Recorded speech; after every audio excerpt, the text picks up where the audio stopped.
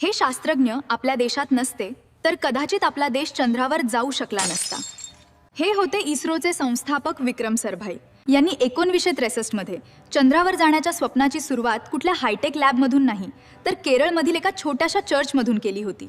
कारण त्यावेळेस आपल्या देशाकडे एवढा पैसा पण नव्हता की आपला देश अंतरिक्ष मोहिमेवर एवढी मोठी रक्कम खर्च करू शकेल आणि त्यावेळेस भूकमरी आणि दारिद्र्यासारख्या इतर समस्या होत्या आणि हे चर्च पृथ्वीच्या मॅग्नेटिक इक्वेटरवर येत होते।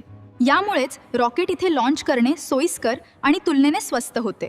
1963 चे हे प्रक्षेपण एक सहयोगी उपक्रम होता ज्यामध्ये अमेरिकेने रॉकेट, फ्रान्सने पेलोड आणि सोव्हिएत युनियनने हेलिकॉप्टर पुरवले। या रॉकेट लॉन्चिंगच्या वेळेस रॉकेटचे पार्ट बैलगाडी, सायकलवर आणावे लागले। यामुळे पूर्ण जग आपल्यावर हसत होतं, पण आपला देश इतिहास बनवण्याच्या मार्गावर निघाला होता। पुढील माहिती बघण्यापूर्वी एक विनंती, तुम्हाला पण असेच माहितीपूर्ण व्हिडिओ बघायला आवडत असेल तर लाईक आणि ई पाठशाळाला सबस्क्राइब करायला विसरू नका।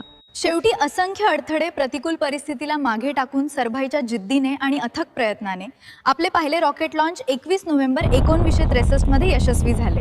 एका यशाने समाधानी होऊन बसणाऱ्यांपैकी सारभाई नव्हते। त्यांना माहिती होतं की आपल्याला आकाशात झेप घ्यायची असेल तर खूप वर्ष रिसर्च आणि खूप पैसा लागेल। या सर्व गोष्टीसाठी आपल्याला सरकार मान्य अशी एक संस्था पाहिजे जी गव्हर्नमेंटकडून हक्काने पैसा मागू शकेल आणि निरंतर रिसर्च करत राहील। 1969 मध्ये इस्रो म्हणजेच इंडियन स्पेस रिसर्च ऑर्गनायझेशनची स्थापना झाली। परंतु 1971 मध्ये त्यांचे दुःखद निधन झाले आणि सर्वांना वाटत होते की आता आपल्या देशाचे चंद्रावर जाण्याचे साराभाईंनी पाहिलेले स्वप्नच राही।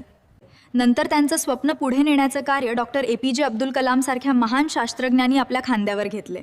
विक्रम साराभाईंनी 1963 मध्ये पेरलेले हे रोप एवढे मोठे झाले की असंख्य अपयश आणि असंख्य अडथळे पार करत 2014 ला मंगळ ग्रह आणि 2023 ला चंद्रापर्यंत पोहोचले।